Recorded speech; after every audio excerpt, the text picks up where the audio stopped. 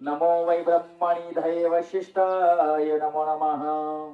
नित्यं शुद्धं निराभासं निराकारं निराञ्जनं नित्यं बोधं चिदानन्दं सद्गुरुं त्वं नमाम्यहम्। अंतकालेच मामेव स्मरणयुक्ता कलेवरं य प्रयान्ति सुमद्भाव यत्ते नास्त्यस्ते संशयः। आज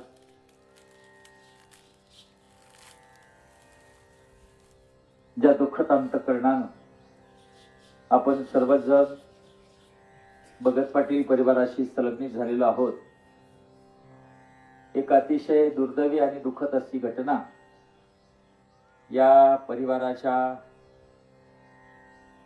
आयुष्यपटामध्ये 10 दिवसापूर्वी येऊन गेली आणि या परिवाराचा एक मजबूत असणारा खांब, कर्तव्य कर्म अधिष्ठित असणारी कौटुंबिक जबाबदारी, या सर्वच गोष्टी ज्या जीवावर खऱ्या अर्थानं अवलंबून होत्या, असे कैलासवासी प्रशांत भाऊ बाबासाहेब भगत यांचं अकाली असं निधन झालं. वय जाण्याचं निश्चित नाही, आयुष्याचा संपूर्ण पट अजून शिल्लक आहे आणि अशा अवस्थेमध्ये मात्र देहाचं सामर्थ्य जे आहे ते सामर्थ्य कमकुवत झालं आणि चैतन्य तत्व अलगद या पिंजऱ्यामधनं उडून गेलं आणि दुःखद असणाऱ्या या प्रसंगाला या परिवाराला सामोरं जावं लागलं. जिनं आयुष्यभर साथ देण्याची खऱ्या अर्थानं वचनावली 7 फेऱ्यामधून मांडली, त्या गंगा भागीरथी मोहिनीताई प्रशांत भगत या त्यांच्या धर्मपत्नी, तसेच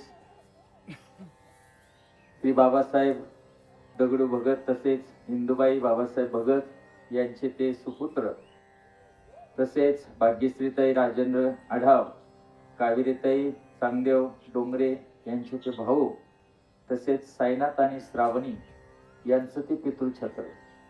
एकंदरीत जीव या भूलोकावर आल्यानंतर 13 नाते जोडतो आणि ते नाते जोडल्यानंतर वास्तवामध्ये त्या जीवानं केलेलं कर्म, त्या जीवानं केलेलं कर्तव्य, त्या जीवाची असणारी या भौतिक जगतामध्ये उपस्थिती, या अनुषंगानं तो एक प्रकारचा जिव्हाळा निर्माण करतो आणि त्या जिव्हाळ्याचं नसणं हीच खऱ्या अर्थानं खूप मोठी वेदना आहे. परंतु मृत्यूलोकाचं जे अंतिम सत्य आहे ते सत्य मात्र आपल्या सर्वांना स्वीकारावं लागतं आणि निश्चितच ज्या गोष्टी आपल्या हातात नाही त्या गोष्टीला आपण सामोरं जावं, असं भगवंताचं खऱ्या अर्थानं तुम्हाला आम्हा प्रत्येकाला सांगणं आहे. मृत्यू हा तसा पाहिला तर माणसाच्या हातातही आहे आणि तसा पाहिला तर माणसाच्या हातात पण नाही.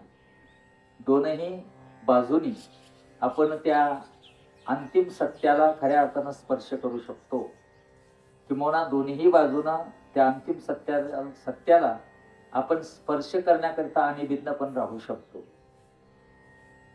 या मृत्यू लोकामध्ये भगवंताने ही सृष्टी निर्माण करतानाच जो जोही जीव निर्माण केलेला आहे त्याच्या पुढे एक प्रश्न असा टाकून गेलेला आहे भगवंत, शेवट आहे पण कधी माहित नाही. प्रत्येक गोष्टीची निर्मिती त्या ईश्वरानं करताना त्या ईश्वरानं या निर्मित केलेल्या वस्तूंचा शेवट ठरवलेला आहे आणि तो शेवट जो आहे तो त्याच्याच आदेशानं चालतो, त्याच्याच अधिकारानं ह्या सूत्रसंचालनाचं सर्व चक्र फिरतं आणि हे चक्र फिरत असताना त्या चक्राभोवती मात्र तुमची आमची ससे हलपट झाल्याशिवाय राहत नाही. आणि म्हणूनच दुःखद अंतःकरणाने आपण या ठिकाणी एकत्र आलेलो आहोत. प्रशांत भाऊचं जाणं अकल्पित आहे. वास्तविक अजून कर्माचा खूप मोठा रस्ता त्यांना गाठायचा होता, परंतु ते नियतीला मान्य झालं नाही असं म्हणण्यापेक्षा आयुष्य जे मिळालं आहे त्याचा यथायोग्य जर आपण जीवनामध्ये वापर केला तर निश्चितच त्या आयुष्यामधून आपल्याला ईश्वरानं सांगितलेलं जेवढं विहित कर्म आहे ते विहित कर्म करता करता अंतिम साध्याशी तुम्हा आम्हाला आलिंगन देता येतं, हा सृष्टीचा भगवंताने सांगितलेला सिद्धांत आहे. आणि त्या सिद्धांतानुसारच साधू संत महात्म्यांनी अवताराला येऊन तुम्हा आम्हाला दिशा दिलेली आहे. आज जरी आपण प्रवचनाच्या अनुषंगाने या ठिकाणी एकत्र आलेलो आहोत, तरी मी थोडा स्पष्ट वक्ता आहे आणि म्हणून मी सर्वांना सांगतो, गेले त्यांच्याकरिता प्रवचन आहे की आहे त्यांच्याकरिता प्रवचन आहे. थोडासा आपण विचार केलाच पाहिजे. गीतेचा सिद्धांत आहे तद्धाम परमम यत गत्वा. हा गेलेला जो जीव आहे त्याचा या भूलोकाशी तसा पाहिला तर कोणताही अनुकरणीय सिद्धांत नाहीये. मग आजचं जे प्रवचन आहे ते आपल्यासाठीच आहे की एक आठवण, एक जागरूकता, एक कर्तव्य नेमकं आपलं जीवनाचं काय आहे, याची दिशा नेमकी आपली कशी असावी, ही भूमिका जी आहे ना, ती भूमिका जी शास्त्रानं संमत केलेली आहे, भगवंताने त्याला मान्यता दिलेली आहे आणि संतांनी ती अनुभवानं सिद्ध करून दाखवलेली आहे, त्यावर तुमचा आमचा विश्वास दृढ व्हावा, हाच एक प्रवचनाचा या ठिकाणचा आजचा हेतू आहे.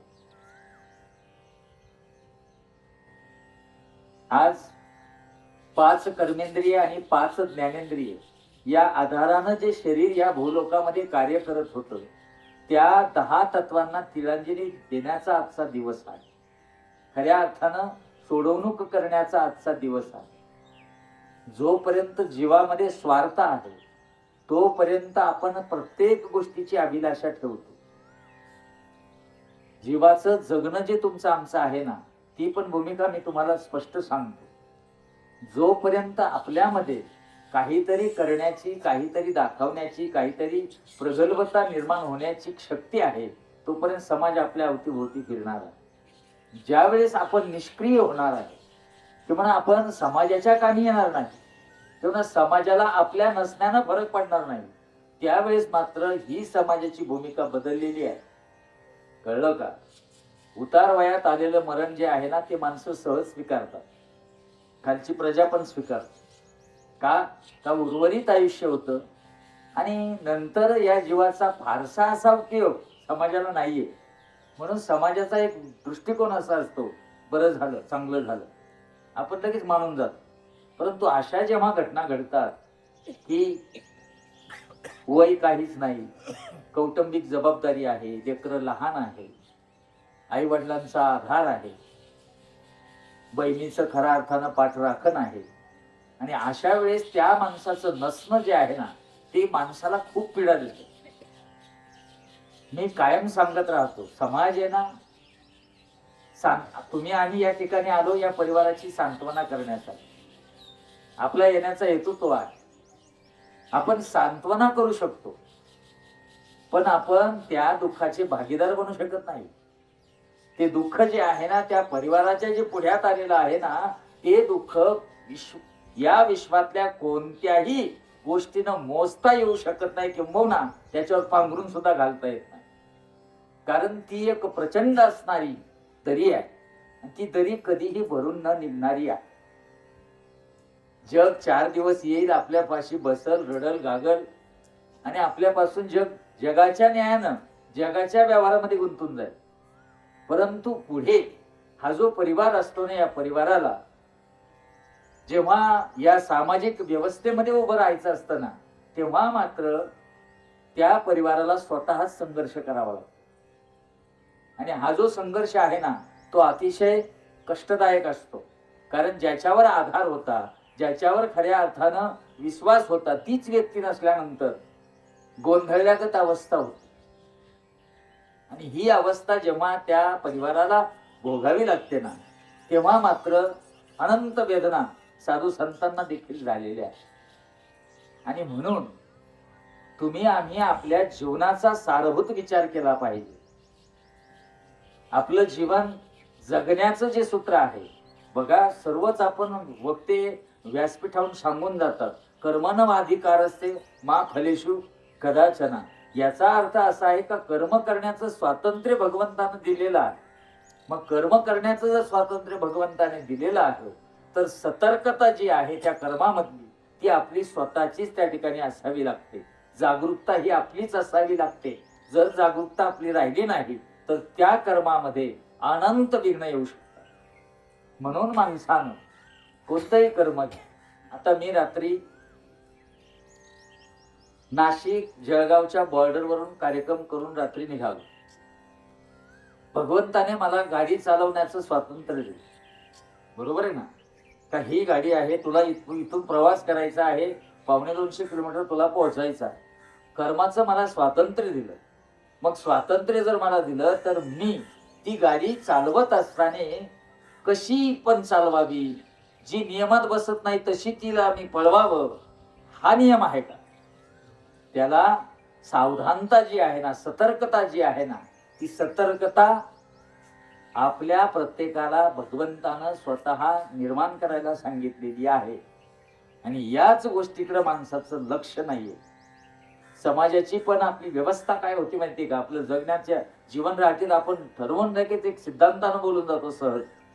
काय आता ते तिथपर्यंतच आयुष्य होतं, तिथपर्यंतच नियतीनं डाव खेळला होता, वगैरे वगैरे वगैरे. हे साप चुकीचं आहे. नियती कधी डावच खेळत नाही. अलग लक्षात. हा सर्व तुमच्या आमच्या कर्माचा परिणाम आहे.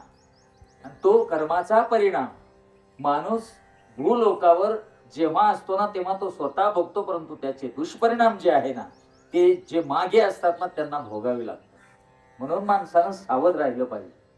गाडी वेगात चालावी याच्यासाठी भगवंताने एक योजनेनं माणसाच्या डोक्यात ती गाडी बनवताना ब्रेक केला पाहिजे असं सांगितलेलं आहे. काय ब्रेक? ब्रेक कशासाठी आहे? कशासाठी म्हणा?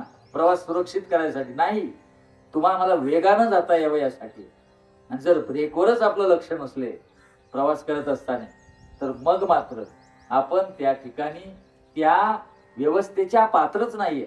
आणि म्हणून ती पात्रता आपल्या अंगी यावी याकरता माणसानं सतर्क राहायला पाहिजे. म्हणून संतांचे जेवढे उपदेश आहे ना ते उपदेश जीवाला सावध करण्याच्या भूमिकेतले आहे. नीट विचार करा. जीवाला प्रत्येक क्षणी संतांनी सावध हाच शब्द वापरलेला. का वापरलेला? कारण सतर्कता आपल्या हातात आहे. प्रत्येक गोष्टीत आता हजारो प्रमाण देता येतील. मला काय ते तुम्हाला सांगून माझ्या ज्ञानाचं तुमच्यावर बर्डन टाकायचं नाही, पण मला एवढंच सांगायचं का ती सावधानता जी आहे ना त्या सावध शब्दाकडे कोणी लक्ष देत नाही. एकाने लक्ष दिलं तर संत झाले का नाही समर्थ. सावधान या शब्दावर सावध झाले. आणि आम्ही पावलोपावली सावध होण्याचा प्रयत्न करण्याकरिता आपल्याला जेवढ्याही योजना आहेत ना त्या योजनेचा आपल्याकडनं अंमल होत नाही. ती योजना आपण कार्यान्वित करीत नाही म्हणून आपण बेसावध राहतो. आणि ही सावधानता आपल्या आयुष्यामध्ये खूप गरजेची आहे. परंतु आपण त्या ठिकाणी आणि भिन्न असतो. जाईल आज प्रशांत भाऊचा दशक्रिया विधी होऊन जाईल, उद्या 13वा होईल, महिने जेवतील, श्राद्ध होईल. या सर्व गोष्टी जे चक्र आहे ना त्या चक्राभोवती फिरतच राहणार आहे, पुढे जात राहणार. परंतु या गोष्टीतनं आपण समाजानं तरी बोध घ्यावा. आणि तो बोध घेण्याची जी भूमिका आहे ती सावधान. हे शास्त्र जे आहे ना, शास्त्र आता समजा मी इथे गीता अनुसरून ज्ञानेश्वरी या ठिकाणी मी अधिष्ठान म्हणून घेतलेली आहे. आणि हिच्यामध्ये ना आम्ही आत्मत्वाचा शोध घेतोय. आत्मत्वाचा शोध घेण्याची गरजच नाहीये. आम्हाला सावधानता कुठे सांगितली ती बघायची आहे. कळलं का? ज्ञान होण्याची गरजच नाहीये. आम्हाला अज्ञान नेमकं काय आहे हे जाणून त्यावर खऱ्या अर्थानं उपाययोजना करायची. ज्ञानाला घेऊन तुम्ही काय डोक्यावर ज्ञानाचं बर्डन घेऊन मरून जातात त्या ओझ्याखाली ज्ञानाच्या. पण तरीही ज्ञानापासून तुम्हाला काय उपरत येऊन अज्ञान नेमकं काय आहे आणि अज्ञानाची दिशा नेमकी कोणत्या दिशेनं चाललेली आहे याचा सारभूत विचार करणं म्हणजे संतांच्या विचाराचं पायीक होणं आहे. आणि हे पायीक होण्याचे विचार आपण आपल्या ठाई ठेवले नाही. आपण फक्त मनामध्ये एवढंच केलेलं आहे, दिल्लीला गेलं का कुतुब मिनार तिथे आहे. अरे पण कुतुब मिनार जरी दिल्लीला आहे किंवा ते ठिकाण जरी दिल्लीला आहे तरी त्या ठिकाणी जाण्यासाठी नेमके पर्याय काय आहे आणि कोणता योग्य पर्याय राहील याची शहानिशा जोपर्यंत करत नाही तोपर्यंत आपल्या प्रवासाला अर्थ पण नाही. अगदी व्यावहारिक प्रवासाला जर एवढी सतर्कता आहे, बरोबर आहे का नाही? आता सध्या पेव फुटलं महाराज लोकांचं चारधाम यात्राच, बरोबर आहे का नाही? आता इकडं पोट भरेना म्हणून इकडं भरू राहिले. जाऊ नये असं नाही. महावैष्णव ज्ञानदेव आपल्या भावंडांना घेऊन तीर्थयात्रा करूनच आले आहे. आणि ते करत असताना भगवान ज्ञानदेवाने संतांबरोबर तीर्थयात्रा करावी म्हणून नामदेवरायांना बरोबर घेतलेला आहे, हे मान्य आहे. पण असे संत निरपेक्ष भावाचे यात्रेला नेले तर यात्रा सफल होती. म्हणजे मी अचानक हे मधीच का बोललो याचं कारण असं, आमचा एक परवा आमच्याकडे गेलेली एक गाडी होती यात्रेला, तिचा अपघात झाला, 13 माणसं गेली. हे कशाची दायित्व आहे नेमकं? आपण रस्ते कोणते पकडले हेच आपल्याला कळत नाही. संतांनी ज्या भूमिकेतनं जीवनाचा अर्थ सांगितलाय तो अर्थ आपल्याला अर्थपूर्ण पद्धतीनं समजला पाहिजे, आणि हेच आपलं आयुष्य आहे. म्हणून मूळ सूत्रावर विचार करण्याची आज काळाची गरज आहे.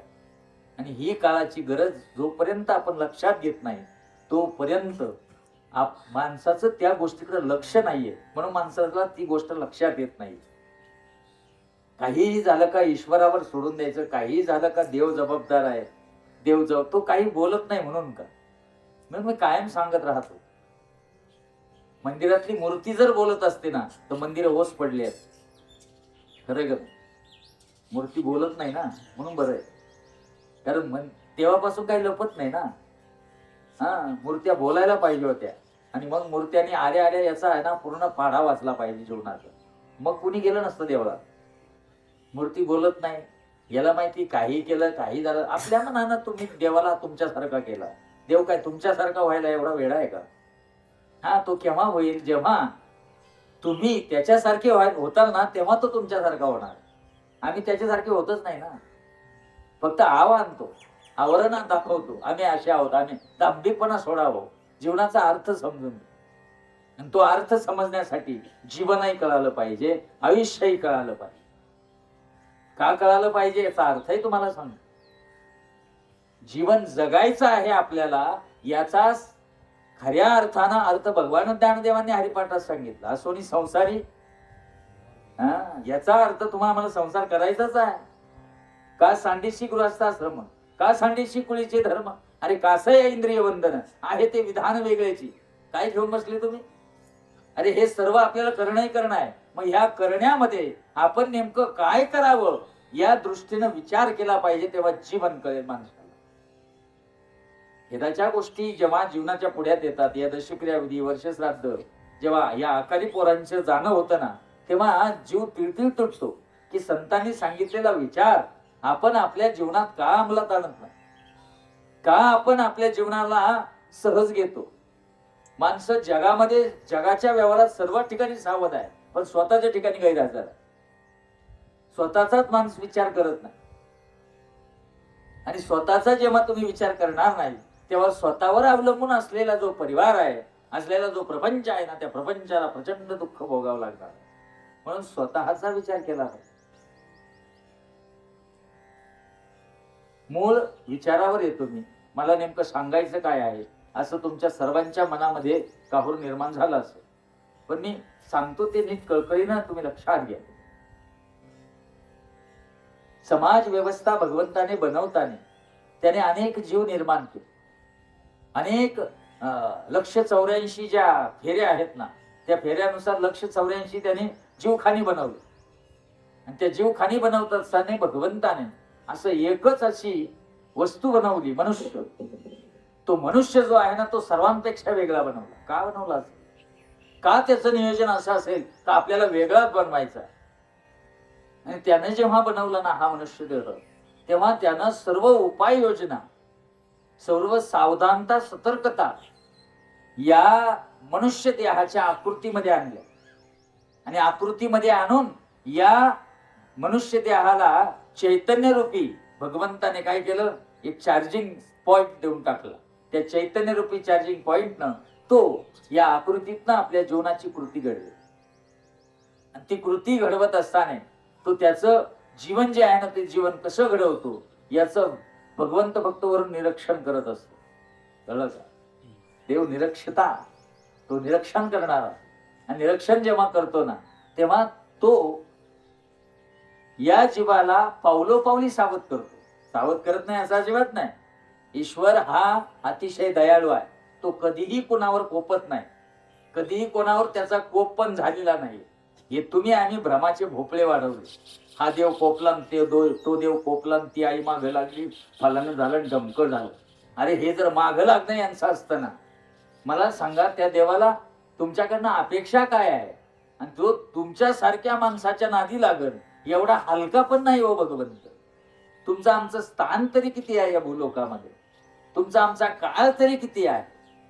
अनेक युग संपादून गेला भगवंत, तरी तो त्याचं अस्तित्व अबाधित ठेवून आहे. आम्ही आहे या आयुष्यामध्ये आपलं अस्तित्व जे आहे ना त्या अस्तित्वातलं तत्व आपण जाणत नाही. आपल्या अस्तित्वातलं सत्व निघून गेलं पण तत्वापर्यंत आपण पोहोचलो. ही भूमिका लक्षात घ्या जीवनामध्ये की हे आयुष्य जे आहे ना त्या आयुष्याचा पट जो आहे ईश्वरानं निर्माण करताना या मॉडेलला, या शरीराला 100 वर्षाचा पट दिलेला. किती? 100. आणि या 100 वर्षाच्या आयुष्य पटावर त्यांना आपलं चरित्र रेखाटायचं आहे, त्यांना आपलं चरित्र लिहायचं आहे. आणि ते चरित्र लिहित असताना ते चरित्र त्यानं पूर्ण करायचं आहे. जेव्हा तो त्याचं चरित्र पूर्ण करेल ना तेव्हा ते त्याचं आत्मचरित्र असेल. कळलं का? आणि चरित्र पूर्ण करण्याकरिता इतरांना आपल्या चरित्रातनं दिशा मिळावी यासाठी भगवंतानं तुम्हा आम्हाला चारित्र्य संपन्न राहा असं बजावून सांगितलेलं. आणि ही चारित्र्य संपन्नता जी आहे ना ती चारित्र्य संपन्नता फक्त आणि फक्त आपल्या 3.5 हाताच्या देहाभोवतीच फिरत असते, ती इतर ठिकाणी नाही. आणि ही चारित्र्य संपन्नता आपल्यामध्ये येण्याकरिता भगवंताने जेव्हा मनुष्य देह बनवला तेव्हा या सृष्टीच्या रचनेवर नियमावली बनवलेली आहे. त्या नियमावलीवर चालत असताना आपल्याला ते चारित्र्य घडवायचं. कळलं का? अवघ्या काही सेकंदात सीतेचा शोध प्रभू श्री रामचंद्र घेऊ शकत नव्हते का? सेकंदात. तरीही त्यांनी एवढी पायपीट केली. तिथनं निघाले अशोकवनातनं, या पंचवटीतनं, तिथनं इकडं जटायूला भेटले, मग शबरीला भेटले, मग सुग्रीवाकडे गेले, मग तिथे किती दिवस गेले, मग बाली मारला, मग सारं सैन्य जमा केलं, तरी येऊन रामेश्वरापाशी थांबले. आता पुढे उपाययोजना काय करावी सर्व सिस्टम बसवलं. बरं का? सर्व सिस्टम बसवलं आणि मग रावणापर्यंत जाऊन पोहोचले. आता देवाला हे करायची गरज होती का? तसं पाहिलं तर चक्रवर्ती सम्राट आहे भगवंत, या सृष्टीचा नियंता आहे. आणि सर्वांनी राम काळामध्ये ते मान्य केलेलं होतं का राम ही एक अचिंत्य असणारी, सत्ताधारी, सार्वभौम असणारी या ब्रह्मांडाची एकमेव सत्ता आहे. हे सर्वांना मान्य होतं, रावणाला सुद्धा मान्य होतं. तरीही भगवंताने हे चक्र का बनवलं याचं कारणच आहे का तुम्हा आम्हाला आयुष्य जगता यावं, आयुष्य जगण्याकरिता आपण प्रयत्नशील राहावं याच्यासाठीच ही योजना होती. त्या योजनेचा आपण तसा अंमल करायचा आणि त्या अंमलामधून त्या पूर्ण आपलं चरित्र तयार झाल्यावर आनंदाने या ठिकाणी यायचं. ज्यांचे चरित्र सुंदर तयार झाले ना तेच म्हणू शकता याच्यासाठी केला होता अट्टहास शेवटचा दिवस गोड व्हावा. आणि आम्हाला ते चरित्र सुंदर बनवण्यासाठी चारित्र्य देखील आपलं सोज्वळ पाहिजे. ते चारित्र्य सोज्वळ असण्याकरिता भगवंताने जी वेद नियमावली बनवलेली आहे समाज व्यवस्थेमध्ये जगण्यासाठी तिचा अंमल आपण केला पाहिजे. म्हणून सर्वांना माझं आव्हान आहे आणि सर्वांना माझं प्रेमाचं आणि कळकळीचं सांगणं आहे की आपल्या प्रत्येकाला भगवंताने 100च वर्षाचं आयुष्य दिलेलं आहे. किती? ईश्वरानं कधीच असा भेद केला नाही का हा माझा जवळचा आहे मग याला मी 100 पर्यंत नेतो, यानं कधी माझं स्मरण केलं नाही म्हणून याला लवकरच आठवण घेतो, असं करतच नाही देव कधी. देवानं बनवता देवाला देव का म्हणतात? कारण त्याची पावलं समान आहे विटेवर. बरोबर आहे का नाही? सर्वांसाठी समान विटेवरी ज्याची समान आहे त्याने कधी असं मागं पुढे केलं का? समानतेने या भूलोकावर त्यांना प्रत्येकाला अधिकार दिला, खरं का नाही? कारण समानतेनंच या विश्वाची निर्मिती भगवंताने केली, म्हणून त्याला देव म्हणतात, म्हणून त्याला परमात्मा म्हणतात, म्हणून त्याला अचिंत्य शक्ती म्हणतात. काय भेद आहे का त्याच्यापाशी? हा, हे बघा, श्रीमंतातलं श्रीमंत जाऊ द्या, नंतर गरीबातला गरीब जाऊ द्या, ईश्वराप्रती काही भेद आहे का?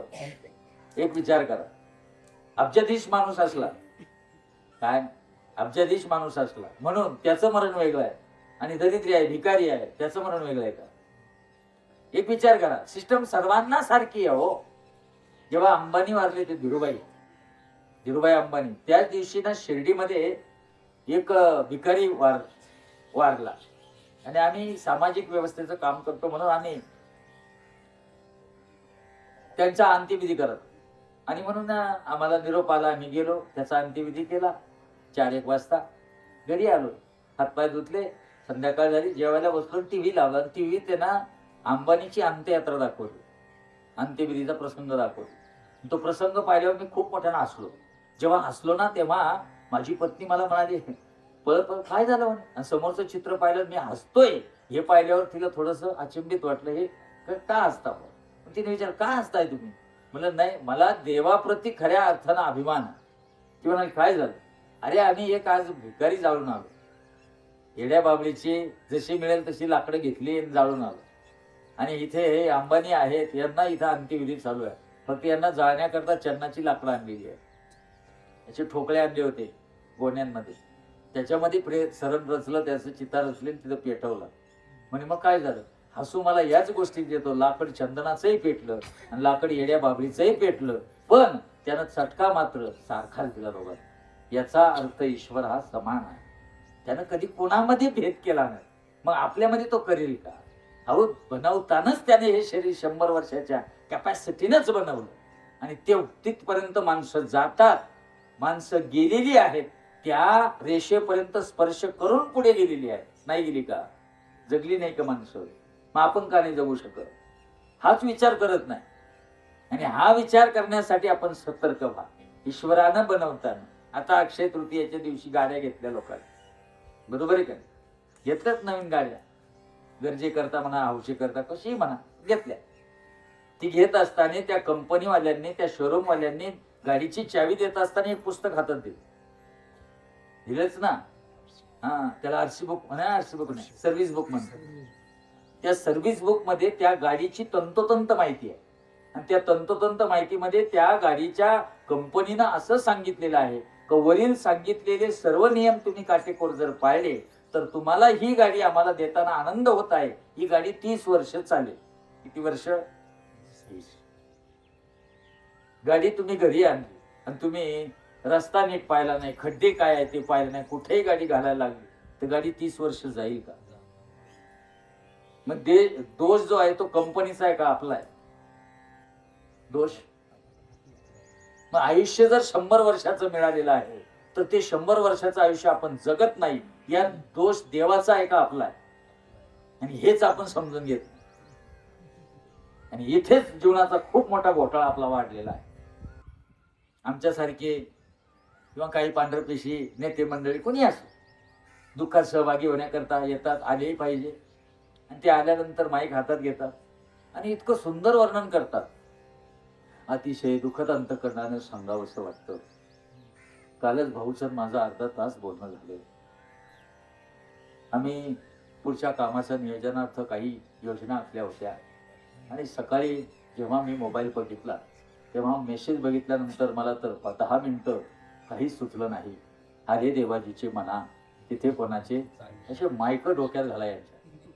काही झालं का? देवाजीच्या म्हणा, देवाजीच्या म्हणा, देवाजी. अरे तो ईश्वर कशाला या गोष्टीत लक्ष देईल? आणि तो एवढ्या बारीक गोष्टीत लक्ष द्यायला त्याला एवढंच काम आहे का? अहो, व्यवस्थेमध्ये, शरीराच्या व्यवस्थेमध्ये तुम्ही ती व्यवस्था न पाळल्यामुळे ते शरीर तुम्हाला तिथपर्यंत घेऊन गेलं नाही. कळलं का? आतली शक्ती ती स्वतंत्र आहे. हा, ती कोणामध्येच अटकून राहत नाही. तिला तुम्हाला थांबवायचं आहे, त्या शक्तीला. हा, ती कोणाच्याच अधीन नाहीये. नैनन छदंती शस्त्राणी नैनन दहकती पावका. त्या स्थितीचं वर्णन करतानाच भगवंताने त्याचं स्वरूप सांगताना सांगितलं, ती शक्ती अशी आहे की मी ती कशातच अटकत नाही. ती शक्ती तुम्हाला अटकून ठेवायची आहे. कशात? या सांगाड्यामध्ये. आणि या सांगाड्यामध्ये जर अटकून ठेवायची असेल ना, तर हा सांगाडा मजबूतच पाहिजे, तरच ती शक्ती तिथे थांबेल. अन्यथा ती शक्ती लगेच बैरभ्रमण करते. निघून गेला वारा, खाली राहिला पसारा. म्हणून 100 वर्षाचं जर आपल्याला आयुष्य मिळालेलं आहे, तर त्या 100 वर्षाचं चीज पण आपल्याकडनं झालंच पाहिजे. तेवढं आयुष्य आपण जगलोच पाहिजे. नाही जगत आपण, आणि ते न जगत आपण जगत नाही ना, त्याचाच विचार या ठिकाणी करायचा आहे. अहो अजून तो खूप लांब आहे. अध्यात्मन, ज्ञान, आत्मान खूप लांब आहे ते. उंटाचा मुका आताच घ्यायला चाललो आपण. आम्हाला जगणंच कळे ना, आम्हाला जगणंच कळे ना, तर आम्हाला अध्यात्म कधी कळेल? जगणं कळण्याकरता संतांनी पहिल्यांदा तुम्हाला आम्हाला योजना सांगितली. युक्त आहार विहार नियम इंद्रियासी सार. योग्य आहार घ्या, योग्य विहार घ्या, शरीराला नियम लावा. जास्त जेवू नका, जास्त झोपू नका. कुणी सांगितलं? कशाला सांगितलं? समजा जर विचार केला तर कशाला सांगितलं? अहो हाच नियम या शरीराला आहे, योग्य आहे ना. योग्य आहार जर घेतला तर शरीर पाचन शक्ती व्यवस्थित राहील, पाचक रस तयार होतील, तुमचं ब्लड व्यवस्थित राहील, ब्लड सर्क्युलेशन व्यवस्थित होईल. हे सर्व जर झालं तर तुमचं शरीर ताटम राहील. तुमचं शरीर ताटम राहिलं तर तुम्हाला जगात काय कमी आहे? बरोबर आहे की नाही? आम्हाला भोग भरपूर आहे, पण भोगता येत नाहीये. कारण भोगायला जरी आम्ही जातोय ना, तरी भोगाच्या मागे आपण आजार घेऊन आलोय, भोगाच्या मागे रोग आणलेत आपण. थोडासा विचार करावा जीवनाचा, आणि हा विचार करण्यासाठी सतर्कता महत्वाची आहे. डॉक्टरांनी जेव्हा सांगितलं ना की तुम्हाला असा असा प्रॉब्लेम आहे आणि तुम्हाला आता रोज 4 किलोमीटर चालावं लागेल, हा 10 किलोमीटर चालायला तयार होतो. कारण याला असं वाटतं नाही तर माझं काही खरं नाही, पण तुझं वास्तव सत्य आहे ना, हे या संतांनी हजारो वर्षापूर्वी, शेकडो वर्षापूर्वी लिहून ठेवलं होतं. त्याच्याकडे का लक्ष दिलं नाही? आम्ही लक्ष जेव्हा आपल्यावर बित्ते ना मग जागे होता. जीव माणसाला सर्वात प्रिय आहे, कळलं का? जीव सर्वात प्रिय आहे. म्हणून माकडीन जी आहे ना, माकड पाणी जर आलं ना पुरामध्ये, तर ती आधी पिलूवर ठेवते, आणि जेव्हा तिच्या नाकात पाणी जाते ना, त्या हातातलं तिचंच पिलू ती पायाखाली घालून वर डोकावते. कारण माणसाला जीव प्रिय आहे हो. मग आपल्या जीवाशी आपण का खेळतो? आपल्या जीवाशी आपल्याला खेळायचं नाही. आपल्या जीवानं या भूतलावर जे आपल्याला प्रारब्धानं संचितानं मिळालेलं आहे ना, त्याचा खेळ करायचा. त्याचा खेळ करून, त्याचा खेळखंडोबा करून संपून जायचा. तिकडे आम्ही लक्ष देत नाही. पूर्वीच्या काळामध्ये एखादी व्यक्ती वारली, आता जगाची जाहिरात यंत्रणा जी आहे ना, ती विकसित झाली. पण पूर्वीच्या काळात एवढी यंत्रणा नव्हती. तेव्हा मात्र निरोप द्यायचा जर झाला, एखादी व्यक्ती गेली तर मोटरसायकलवर निरोप सांगावे जायचे. बरोबर आहे का? निरोप जायचे, आणि मग ते निरोप पोहोचायचे. म्हणून अंत्यविधी दुसऱ्या तिसऱ्या दिवशी व्हायची. आता तसं नाही. आता एका बटनावर एका 0 मिनिटात आहे या ठिकाणचा निरोप जगाच्या कोणत्याही कोपऱ्यात पोहोचतो. एवढं मनुष्य सतर्क आणि विज्ञानानं पुढे गेलं. पण पूर्वीचा काळ हे आहे, आपण अनुभवलेला काळ. पूर्वी ना व्यक्ती गेली का त्याच दिवशी सायंकाळी पत्रिका छापायची. पांढरे कार्ड असायचे असे उभे छोटेसे, त्याच्यावरला मजकूर पण खूप सुंदर असायचा. कळवण्यास अत्यंत वाईट वाटते की आमचे वडील नामे, मग त्यांचं नाव, यांना दिनांक, या वारी इतक्या वाजता काय झाली, बस. कोणती आज्ञा झाली? देवाज्ञा. आता होती का देवाज्ञा? होती का? मग माणसं तर मरूच राहिले. मग गेले कुठं? मेलेच ना. ते मेले, हे मेले. त्यांना देवाज्ञा झाली, यांना कोणती आज्ञा झाली? यांना देहाची आज्ञा झाली. कशाची? देहाची, देवाची नाही. मग देहाची आज्ञा झाल्यामुळं हे गेले. देवाचा संबंध या ठिकाणी काहीच नव्हता. देवाची आज्ञा देवानं सांगून ठेवलं होतं, एवढा चित्रपट लिहून आण, एवढी वही लिहून आण, मग माझ्याकडे, किंवा एवढी वही पूर्ण झाली का मीच तुझ्याकडे. बरोबर आहे की नाही? एवढी वही पूर्ण झाली का मीच येईल तुला घ्या. मी तेवढी यंत्रणा सज्ज. तुम्ही त्या लोकांना, म्हणजे वही पूर्ण झाल्यावर घ्यायला जे येतात ना, त्यांना कामच ठेवलं नाही काही. ते निवांत झोपा काढून राहिले, कारण काम तिथपर्यंत येईनच ना कोणी. वहीच पूर्ण होईना आयुष्याची. मग आयुष्याची वही पूर्ण करण्यासाठी सतर्कता महत्वाची आहे हो. देवाची आज्ञा होणं महत्वाचं आहे. आमच्या देहाच्या आज्ञेनं मृत्यूचं आलिंगन आम्ही स्पर्श करू राहिलो प्रत्येक. आणि हे करण्याचं कारण काय? की म्हणा देहाची आज्ञा का, कोणत्या अनुषंगानं होते याचा पण विचार करा. मृत्यूचे सदर सांगितले शास्त्रामध्ये. थोडस शास्त्र पण त्या भूमिकेतलं बघा. त्या मृत्यूच्या सदरामध्ये हे जे सत्र सांगितलेले आहे, आता हे मी जे सांगताय ना, हा दुरुक्ती दोष होतोय. मी परवाच वडगाव गुप्ताला सांगितला हा विषय, पण तरी सांगतो, माणसं तुम्ही सर्व जाणून घ्या, हिताचा आहे म्हणून डबल सांगतो. एक विचार करा, देहाच्या आज्ञेमध्ये माणसाचे मृत्यूचे सदर नीट ऐका. शरीरामध्ये बिघाड होऊन येणारा मृत्यू जो आहे, त्या मृत्यूला शारीरिक व्याधीनं जडलेल्या व्याधीचा आधार घेऊन जेव्हा शरीर निष्क्रिय होतं ना, तेव्हा त्या मृत्यूला देव आज्ञा म्हणत नाही, त्या मृत्यूला देह आज्ञा म्हणतात. आणि शरीराच्या या व्याधीमध्ये अडकलेले अनेक जीव आहेत, कळलं का? आज आज 65% लोक व्याधीग्रस्त आहेत.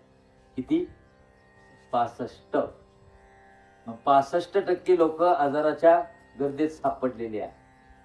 आणि हे गर्दीत जे सापडले ना शरीराच्या, ते मात्र त्या शरीराला 100 पर्यंत नेऊ शकत नाही, सक्षमच नाही तेवढे.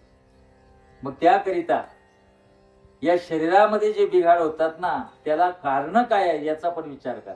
हे अध्यात्म सोडून बाजूचा विषय आहे. कारण अध्यात्म माणूस केव्हा अंगीकारणार आहे? जेव्हा हे शरीर असेल तेव्हा. आणि शरीरच नसेल तर नाकमुख गळू लागले, लाळ आणि शंभूड अशा अवस्थेत परमात्मा होणार नाही. तो करण्याकरिता हे शरीर सक्षम, हे शरीर कम्फर्टेबल पाहिजे जीवनामध्ये.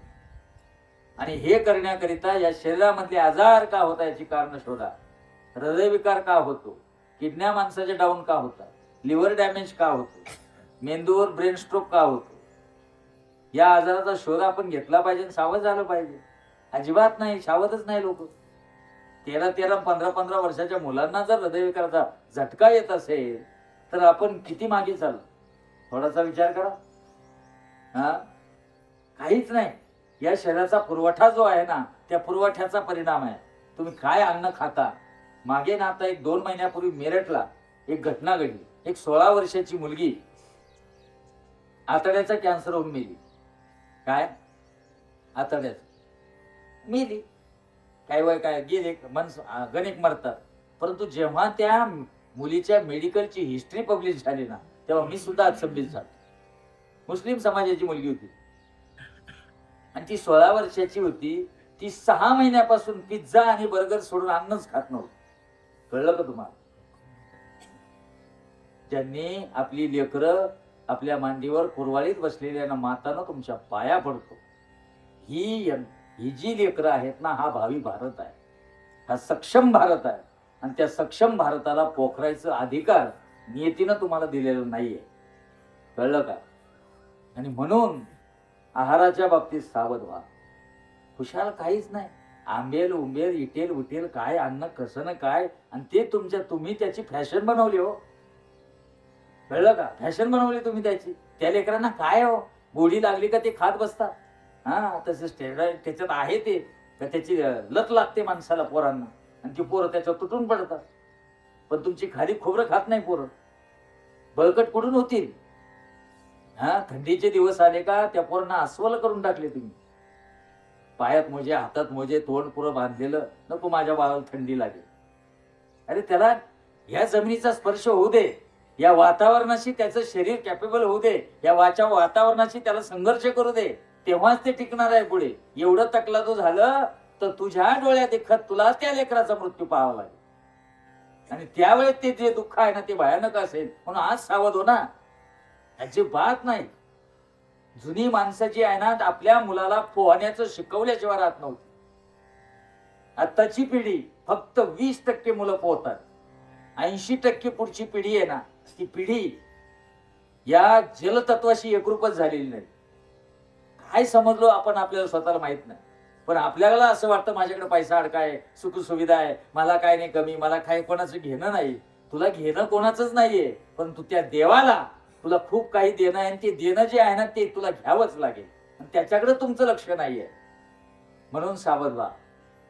कारण शरीर टिकलं तर सर्व गोष्टी साध्य होणार आहे. शरीरच नसलं तर तुमचं अस्तित्व या विश्वात काय आहे? तुम्ही मेल्यानंतर आप मरे पिछे डूब गई दुनिया.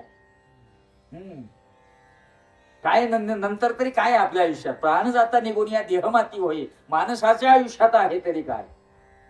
परंतु त्या आयुष्याच्या भोवती आपण फिरतच नाही, त्याचा विचारच करत नाही. कॅज्युअली घेतो आपण, काय नाही होतंय, चालतंय. याचा परिणाम थेट तुमच्या प्रकृती स्वास्थ्यावर होणार आहे. हृदयविकार होण्याची कारण तुम्ही शोधा. याला 80% कारण जे आहे ना हृदयविकारला, आहार आहे. आहार तुम्ही काय खाता, कसं खाता, कोणत्या वेळी खाता, कशासाठी खाता, या सर्वांचा विचार करूनच तुम्हाला उपाययोजना करावी लागेल. सर्व विष खाऊ राहिले. हा शेंडीचा जो भाग आहे ना, हा निम शहरी भागात येतो. म्हणजे इथे शेती पण आहे आणि शहरीकरण पण आहे, बरोबर ना. म्हणून तुम्हाला कळकळीचं आवाहन करतो शेतकरी बांधवांनी, मातीशी बेईमानी करू नका. ऍव्हरेज मला मिळालं पाहिजे, त्या ऍव्हरेज मधून मला पैसा मिळेल या भूमिकेतनं शेती पिकवूच नका. कारण पैसा किती जरी तुम्ही कमावला ना तरी तो किती कामी येईल मला सांगता येत नाही.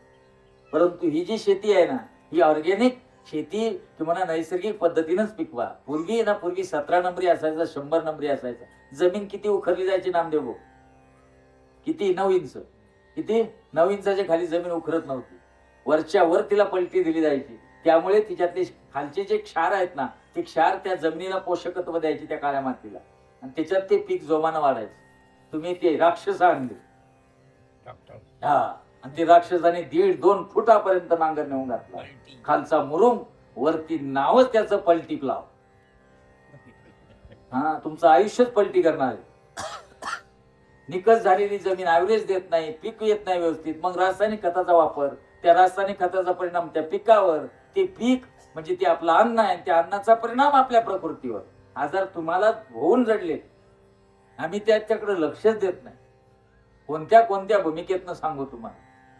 पूर्वीच्या काळामध्ये कधीच वॉटर फिल्टर योजना होती का? हा, जारचं पाणी प्यावं लागायचं का? आता पावलोपावली नवे जारच्या पाण्याशिवाय किंवा वॉटर फिल्टरच्या पाण्याशिवाय माणसं जगतच नाही, जगूच शकत नाही. आजही डोंगराळ भागात जातो. आजही तुम्ही थोडासा गोटी इकडे अकोल्याच्या वरती जा, आजही ती लोक वॉटर फिल्टरचं पाणीच पित नाही. मी त्या भागात फिरलो बरं का, ही शहानिशा करण्यासाठी, कार्यक्रमासाठी नाही. का नेमकं काय आहे बा, मी तिकडल्या लोकांचं आयुष्य पण पाहिलं हो, डोंगराळ भागातल्या. अहो, ती लोक आहे ना 95-100 पर्यंत काटक आहे, आणि आम्ही मात्र दुबळे झालो. आणि आपल्याकडं काय नाहीये, काय नाही आपल्याकडं. सुप्प उपवाच्या सर्व साधन आहेत, त्यांच्याकडे बसायला मोटरसायकल नाही. 4 किलोमीटर जर जायचं म्हटलं ना, ते असा एका ठिकाणी रस्त्यावर थांबून नाही राहत हात करायला, ते पायी निघतात लगेच. त्यांना साधनच नाही त्यांच्याकडे, म्हणून जगले ते. आणि आम्ही मात्र आयधू झालो, इतक्या आळशी झालो. 4 किलोमीटर 2 तास एका जागेवर बसन, पण तिथपर्यंत पोहोचणार नाही पायी. गाडी आली का नाही, गाडी तर घरी येईन बोंबलं, काय साधनच मिळालं नाही. अरे तू कशाच हे बनवलं काय जाग तुला? म्हणजे इतकी माणसं आळशी झाली. परिणाम आजाराचा, शरीराच्या व्याधीनं येणारा जो मृत्यू आहे तो देह आज्ञेचा मृत्यू आहे. शरीराचं आयुष्य शिल्लक होतं 100 वर्षापर्यंत, तुम्ही जगले नाही. म्हणून तुम्ही कुठे ना कुठे समाधान नाहीत लोक. हे वरण देतात पांघरून घातलेलं, आम्हाला सर्व माहिती. कोणीच नाही समाधानी. आमच्या शरीर व्यवस्था त्याला आतून कुठेतरी पोखरतं म्हणून कुणांतर जाऊन पाहतो, विचारतो. आमच्याकडे सर्व आहे, पण का सुख आणि समाधानच नाही, म्हणून खराच जन्माला आले. नाही तर काय, तुम्हाला नुसती भविष्याची चिंता. आमचं उद्या कसं होईल, आत्ता जगून घे. उद्याचं आहे ना, आतापर्यंत आज आणि उद्या आतापर्यंत भेटलेच नाही. भेटले कधी?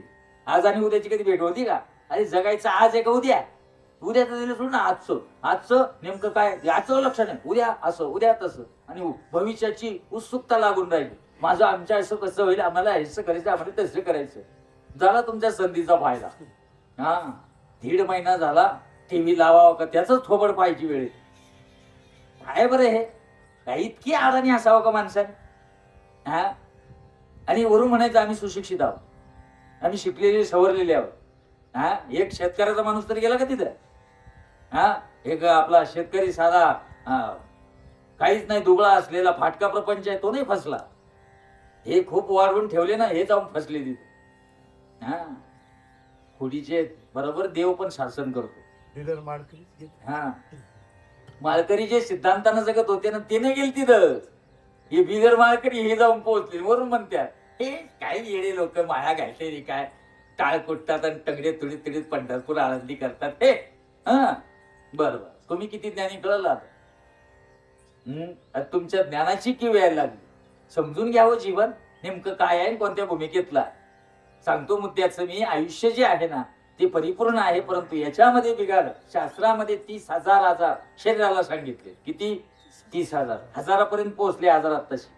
एवढे जर बिलगले तर मला नाही वाटत आपलं जगणं सोपं होईल म्हणून. पावलं पावली आपल्याला गोळ्या खाव्या लागतात. असं घरच नाही हो का त्या घरामध्ये मेडिकल नाही म्हणून, गोळ्या नाही म्हणून. आहे का असं घर? प्रत्येकाच्या घरात, माझ्या तुमच्या साऱ्यांच्या. तुम्ही म्हणतात तू तगन सांगू राहिला, पण तुमच्यामध्ये वावर राहिलो ना, माझा भाडा केला तुम्ही. नाही तर काय? बघा तुम्ही, प्रत्येकाच्या घरी मेडिसिन आहे. याचा अर्थ तुम्ही सक्षम राहिलेले नाहीत. तुम्हाला जगण्याचा आधार औषध पाण्यानंच घ्यायचा. म्हणून शरीराची व्याधीने येणारे मृत्यू जे आहेत ना, ते मृत्यू आपल्याला संपवणारे आहे. आयुष्याला नाही, आपल्याला संपवणारे आहे. आयुष्य तर भरपूर होतो. म्हणून चालू दरादन नारायण नागबली, शांती, पितृशांती, पितृदोष, फलानं डमक, हे कुठून चाले पितृलंगायला एवढे लोक गुळगुळ हे जी निघाली ना तिकडे, त्याच कारणात निघाले. शांतीच नाही ना गेले ते अशांत. गेले ते अशांत आहे ते बंपक. कोणाचाच कोणाला मेळ बसना हो. सावध व्हा, जीवनाचा अर्थ समजून घ्या. दुसरं कारण सांगतो, मृत्यूचं सदर आहे. एखाद्याचं मर्डर होत, बरोबर आहे की नाही? होतं ना खून एखाद्या. मग त्या खुनाचा आणि देवाचा काय संबंध आहे? नाही, भरून आलं ते तिथं पोहोचले, ते असं झालं, घडून गेलं. काय ते घडून गेलं? अरे त्याचा खून झाला. एखाद्याचं मर्डर, हत्या झाली. एखाद्यानं आत्महत्या केली. लोक आत्महत्या पण करतात. लोकांना जीवन म्हणजे सहज वाटतं. आत्महत्या करण्यासारखं जीवनात सर्वात मोठं पाप आहे ते. तुम्ही ईश्वरानं दिलेले, प्रकृतीनं बहाल केलेलं जे तुमचं स्वातंत्र्य आहे ना, ते स्वातंत्र्यावर तुम्ही गदा आणलेली आहे. ईश्वर तुम्हाला कधीच माफ करणार नाही. आत्महत्येची कारण पण काय कारण? तकला तू कारण. कर्ज वाढलं, सासूवाशी बोलली, नवऱ्यानं मला असं केलं, फलन झालं, डमकं झालं. अहो, विचाराची प्रगल्भता नाहीये. तुम्ही एक विचार करा, संगमनेर तालुक्यात घडलेली घटना आहे. 13 वर्षाच्या मुलानं आत्महत्या केली. काय कारण? काय त्याला आहे ना, हे घोडागाडीच्या शर्यती पाहायचा नाद होता आणि बापानं त्याला जाऊ दिलं ना, म्हणून त्यानं वर गेलं, फाशी घेतली. अरे काय तुम्ही, काय घडू राहिले जीवन आणि कोणत्या भूमिकेतनं चालले? आत्महत्या करणं ही भगवंताची आज्ञा नाहीये. हत्या नाही, आत्महत्या नाही. मग आम्हाला मरण स्वीकारायचं आहे का? स्वीकारायचं नाही असं नाही. तो प्रत्येक जण मरणारच आहे ना. एखाद्या सीमेवरला जवान धारातीर्थी पडतो, त्यालाही मरण येतं. मग त्याच्या मरणाच्या वेळेस सारा गाव, सारा जिल्हा एकवटून एका ठिकाणी येतो. काय येतो? कारण इतरांच्या रक्षणासाठी त्यानं स्वतःच्या प्राणाची बाजी लावली. म्हणून त्याचं मरण न ठरता वीर मरण ठरतं. म्हणून सीमेवरला जवान जेव्हा शहीद होतो ना, तेव्हा गळ्यात तुळशीची माळ जरी नसले ना, तरी ही भारत माता त्याला वैकुंठाचे दरवाजे स्वतःहून उघडत असते. हे बाबा बस इथे निदान तसं मरा. मग ते नाही मरायचं. मग आम्ही मरतो तरी कसे? देवाच्या आज्ञेनं आम्हाला मृत्यू आला पाहिजे. आणि देवाच्या आज्ञेनं मृत्यू येण्यासाठी आमचं आयुष्य भगवंताने 100 वर्षाचं दिलं. आणि 100 वर्षाच्या आयुष्यामध्ये ठीक आहे, पुढे प्रकृती तुमची साथ देणार नाही उतार वयामध्ये, तरी भगवंताने सांगितलं पौर्णिमेचे सहस्र चंद्र, 1000 चंद्र बघा आणि मग मारा. कधी 1000 चंद्र बघायचे म्हणल्यावर आपल्याला 80-82 वर्षाचं आयुष्य तर किमान जगावं लागेल. आणि एवढं तरी आयुष्य तुम्ही नीट जमवा, कमवा, एवढी तरी प्रकृतीकडे लक्ष द्या. आपलं आयुष्य, आपलं जीवन अनमोल आहे. आणि हे आयुष्य जगून मग मरा पूर्ण तरी. परंतु हे करतात. आता इथे बघा, आपली मनस्थिती जागेवर नाही. पहिला फॉल्ट आपला आहे. बघा, सर्व आहे पण मनच जागेवर नाही. काय असून उपयोग आहे? बरोबर आहे की नाही? मनस्थिती जागेवर नसल्यामुळे काय झालं, माणसं बेचैन झाली. मनस्थिती जागेवर नसलं का माणूस दुबळा होतो. कोविडच्या काळामध्ये ज्यांनी मानसिक संतुलन व्यवस्थित ठेवलं ती जगून गेली, ज्यांची मानसिक संतुलन डळमळीत झाली ती उकडली. बरोबर आहे की नाही? मग मानसिक संतुलन स्थिर होण्यासाठी या जगात असं कोणतं औषध आहे मला तरी सांगा. मी तरी लोकांना वाटतो ते औषध. मानसिक संतुलन व्यवस्थित राहावं याच्यासाठी औषध आहे का? आता प्रवचनाला बसले तुम्ही सारे, तुम्हाला सांगतो तुमचं तरी मन इथं आहे का टाळ्यावर? बरं, मी जे सांगतोय ते तुमचं हिताचं आहे का अहिताचं आहे? तरी माणसं काय, मनाची स्थिती काय? कारण मनाला वळणच नाही राहिलं ते ऐकायचं. तुम्हाला फक्त तुमचा प्रपंच आपला असं आपलं तसं पैसा अडका धन दौलत मला हे करायला मला दे. अरे कधी करशील आणि किती करशील? कुठेतरी थांबावं. ज्याला थांबणं शिकता आलं ना तो परमार्थामध्ये पहिली पायरी चढतो. जो थांबला ना त्याला पहिली पायरी चढता येते. आम्ही थांबायचंच नाव घे ना. प्रपंच केला वसवसून आणि शेवटी गेला तोंड वासून. काय जाणार आहे आपलं? थोडासा विचार करा आयुष्यात. पूर्ण आयुष्य जगण्यासाठी आपण सतर्क व्हा. पूर्ण आयुष्य जगा, नाहीतर मनाच्या स्थितीला व्यवस्थित करा. मनाच्या स्थितीला व्यवस्थित जर करायचं असेल तर आज संत सोडून या विश्वात कोणताही डॉक्टर नाही की ते तुमचं मन जागेवर आणू शकतो. कळलं का? हा, तुम्ही मेंटल जरी झाले ना तर तुमच्या गोळ्यांनी ना तुम्हाला बधीर केलं जात. काय बधीर केलं जातं, पण मनावर उपचार होत नाही. कळलं का? आणि मनावर उपचार जर व्हायचा असेल ना तर हे शास्त्र सोडून या विश्वात दुसरं कोणतंही औषध नाहीये. आणि ह्या शास्त्राने आम्हाला सांगितलेलं आहे तर जीवन जगत असताना कितीही चढ उतार आले ना तरी तू बॅलन्स धरून राहा. हे कधी सांगितलं? याने सांगितलं. दुसरा अध्याय ना भगवान ज्ञानदेवांचा आचरणात आणा. पाठ करायला नका. पाठ करून लय झाला. तो आचरण स्थित प्रज्ञाची लक्षणं सांगितली भगवान ज्ञानदेवांनी. त्या स्थित प्रज्ञाच्या लक्षणाने युक्त असलेल्या माणसाला म्हणून भगवान ज्ञानदेवांनी दुसऱ्या अध्यायात सांगितली स्थित प्रज्ञाची लक्षणं. 18व्या अध्यायात नाही सांगितली. का सांगितले दुसऱ्या अध्यायात? तर ही तुझी पायरी आहे, पहिली पायरी. तुला असं उभं राहावं लागेल, मग तुला त्या ईश्वराच्या चैतन्याच्या गाभ्यापर्यंत नेऊन घालण्याची जबाबदारी माझी आहे. शास्त्र सांगतं कोणतं, शास्त्राची भूमिका नेमकी काय तेच लक्षात नाही घेत. मनावर उपचार केलाय कधी? कधी मनावर उपचार करावा असं वाटलं का? जेव्हा मनावर उपचार करावा असं वाटतं ना तेव्हा तुमच्या दारात संत येतात. तुम्हाला त्यांच्या दारात जायची गरजच नाही. जा, तुमच्याच दारात होऊन येतील. फक्त तुम्हाला वाटलं पाहिजे माझ्या मनावर उपचार व्हावा, काय मी उद्धार पावेन, काय कृपा करी नारायण. ऐसे सांगा तुम्ही संत जन करा समाधान चित्त माझे. नुसतं मनात आणा तरी संतांची भेट आहे. संत भेट काय दुर्लभ आहे का? पण तुम्हाला संतही समजना, तुम्ही जनताच्या पाठीमाग लागले जे तुमचंच रक्त पिऊ राहील. संत शोधा या विश्वामध्ये, तेच आमचं मनाचं संतुलन स्थिर करून देतील. काही लोक अशी शंका घेतील, महाराज तुम्ही म्हणलं 100 वर्ष, मग साधू संत तरी कुठे जगले 100 वर्ष? बरोबर आहे का नाही? भगवान ज्ञानदेव घ्या, जगद्गुरु तुकोबराय घ्या, एकनाथ महाराज घ्या, सकल संत घ्या. बरोबर आहे का नाही? तुकोबरायांचा तो भितपडून अपघात होऊन गेले ते. खरं आहे का नाही? मंगळवेड्याला भिंत पडली होती, भिंत अंगावर, त्याच्यात गेले ते. सापडेच ना कोणी. खूप लोक मेले होते त्याच्यात ते गेले. मग आता चोखोबरायांचा पार्थिव शोधायचं होतं तेव्हा नामदेवरायांची शोध मोहीम होती. तिथं प्रत्येक हाड ते कानाला लावून बघायचे हाड, आणि त्या हाडाला आवाज यायचा विठ्ठल विठ्ठल. मग हे माझ्या चोखोबरायचं आहे. पवित्र तो देह, वाणी पुण्यवंत जो दे अच्युत सर्व काळ. इतकं पवित्र व्हायचंय आपल्याला. होता येतं ना, संत झालीच ना. संत काढायला लांबचे आहे का? खूप काळ गेला का? 1000 वर्ष गेले, 5000 वर्ष झाले, 10,000 वर्ष. आत्ताचा काळ आहे ना. आत्ताच्या काळात संतांनी हे आवर्तन सक्सेस करून दाखवलं. आम्हाला का सक्सेस करता येत ना? आम्ही त्या विचाराने जात नाही. संत महात्मे का लवकर गेले? संत महात्मे हे निश्चित कार्यासाठी आलेले आहेत. काय? आम्ही वैकुंठवासी आलो यासी कारणासी बोलेली जे ऋषी साच भावी वर्ताया.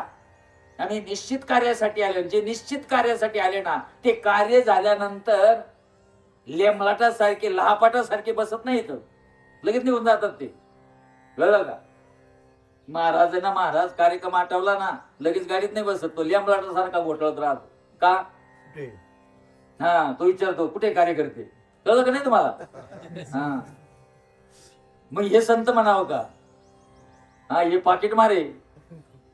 पाकिटासाठी इकडे तिकडे घोटाळत बसता. संत जे आहेत ना कार्य संपल्यानंतर लगेच निघायचं, थांबत नाही ते कशा. हा, आता मला एक विचार करा. भगवान ज्ञानदेवांनी सर्व कार्य यशस्वी सफल झालं. समाज मान्यताही मिळाली, भगवान ज्ञानदेवांना मिळाली, ज्ञानालाही मिळाली.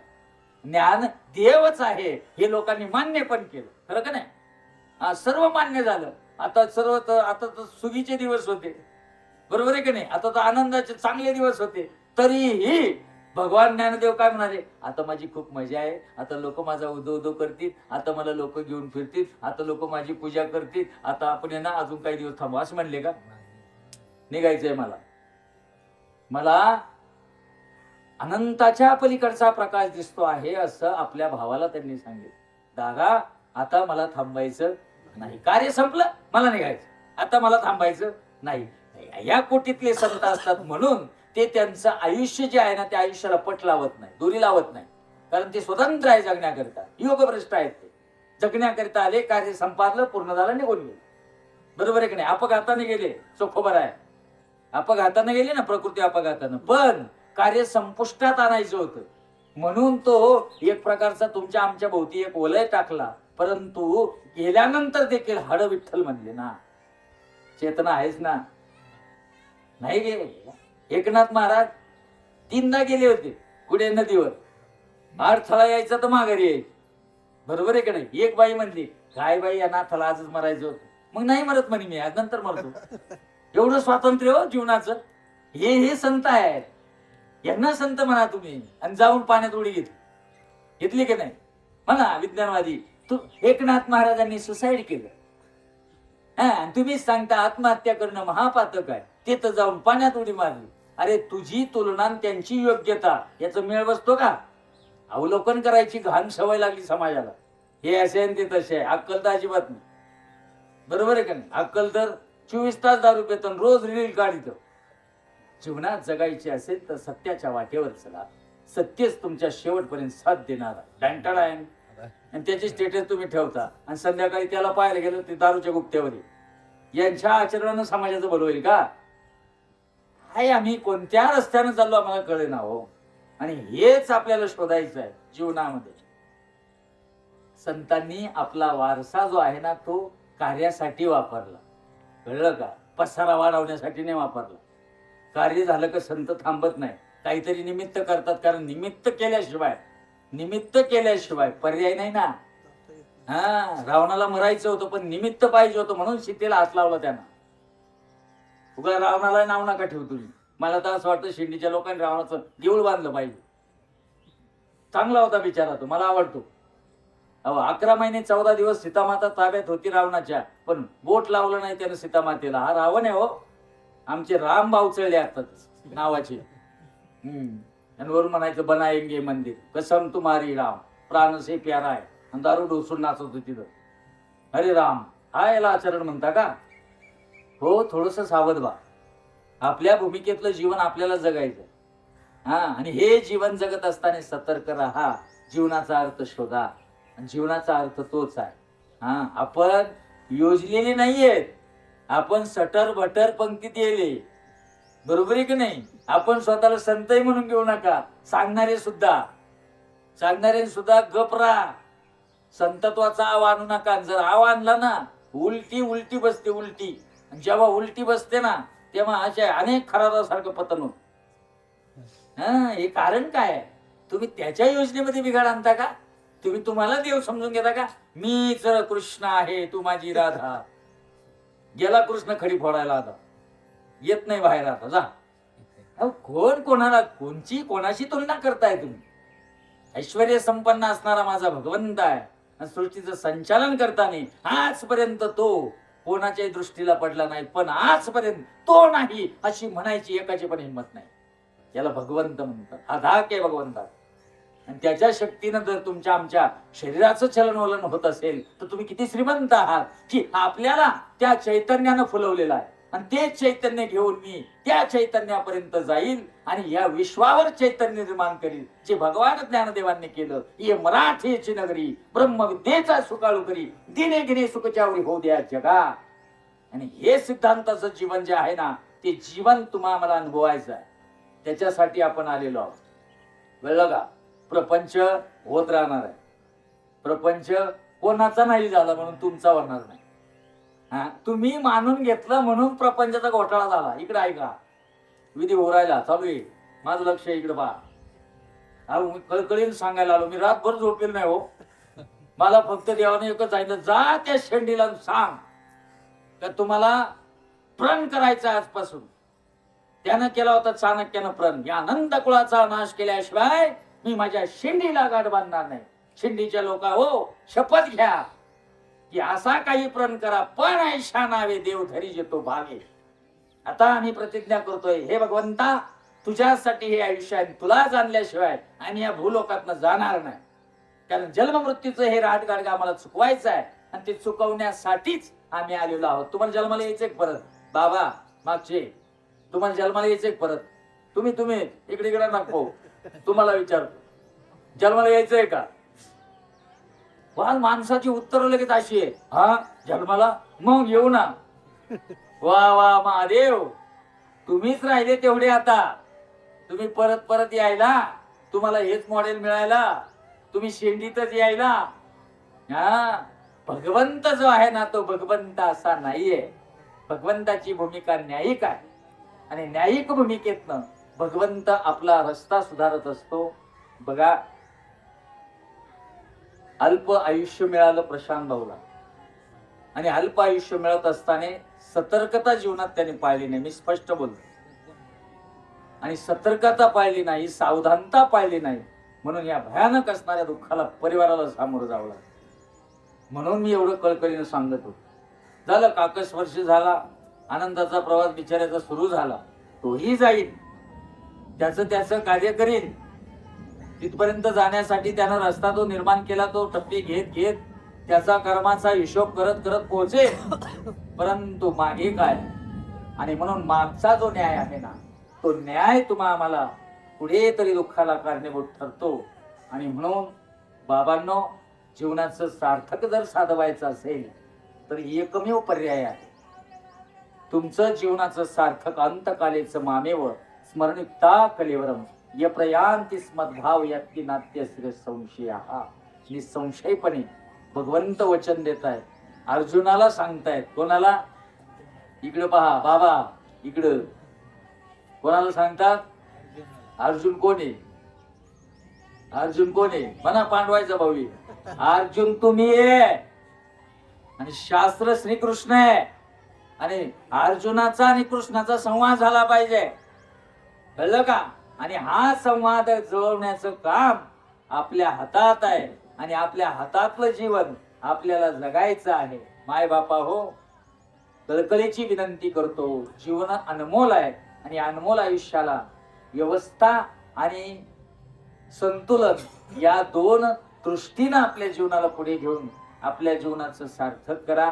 आपल्या आयुष्याला योग्य वळण द्या आणि हे वळण देण्यासाठी संत सद्गुरूंचं अस्तित्व जीवनातून नाकारू नका. कारण संत सद्गुरू हे एकमेव असे पर्याय आहे की तेच तुम्हाला या रस्त्यावर सक्षमपणे उभे करून देतील. आणि संत सद्गुरूंकडे असलेलं जे नामाच्या अमृताचं औषध आहे ना, ते जेव्हा तुम्हाला मिळेल ना, तर मग भवरोग आयशी जाय आणि काय शुल्लके ब्रह्मरस घेई काळात तेने पिढा वारेल. त्या ब्रह्मरसाच्या सेवनानं खऱ्या अर्थानं अमर व्हा आणि आपल्या जीवनाला सुंदर बनवा. हीच भूमिका आज श्राद्धविधी या दशक्रिया विधीच्या निमित्तानं या ठिकाणी प्रतिपादित करण्याचा प्रयत्न केला. प्रशांत भाऊ म्हणजे आमच्या श्रीमद सच्चिदानंद श्रीपाद महाराज ट्रस्ट बोटीचे विश्वस्त आणि श्रीपाद बाबा रामदास बाबा पायदिंडी सोहळ्याचे संस्थापक अध्यक्ष आमचे भगत साहेब हे तिथे बंधू आहे आणि तो जिव्हाळा आम्हाला इथपर्यंत घेऊन आला. निश्चितच प्रशांतच्या जाण्यानं परिवाराचं दुःख तुम्ही डोळ्यानं बघताय आणि असंच दुःख आपल्या जीवनात कधी येऊ नये म्हणून आपण प्रत्येकानं सावध व्हा. उत्तम असं आयुष्य जगण्याकरिता आपल्या शरीराकडे लक्ष द्या. दर 5-5, 6-6 महिन्याने शरीराचं चेकअप करा, कारण ते करणं गरजेचं आहे. जर काही यांत्रिक शरीरात तांत्रिक बिघाड असेल तर तो दुरुस्त होईल. गंगा भागीरथी मोहिनीताई प्रशांत भगत यांना ईश्वर हे सामर्थ्य देव की ते दुःख पचलं पाहिजे, की म्हणा ते पचणार नाही, परंतु त्या दुःखातनं मात्र सावरण्याची ईश्वर त्यांना शक्ती देव.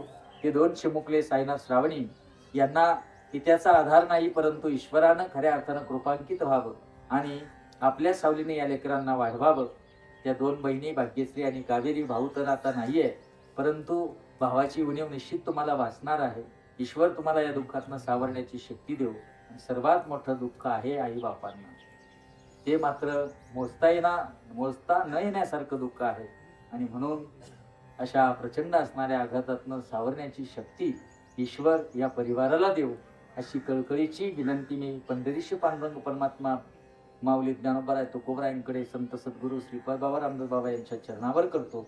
आणि आपल्या जीवनाला सावरण्याची जी भूमिका आहे ना, त्या भूमिकेचा नीट विचार करून माझ्या या मांडलेल्या विचारांचं थोडंसं तरी अंतःकरणामध्ये योग्यतेनं तुम्ही परिक्षालन करावं आणि आपल्या जीवनाला सुधारित करावं. एवढंच जाता जाता सांगतो या ठिकाणी थांबतो. पुंडलिक वरदारी विठ्ठल श्री ज्ञानदेव तुकाराम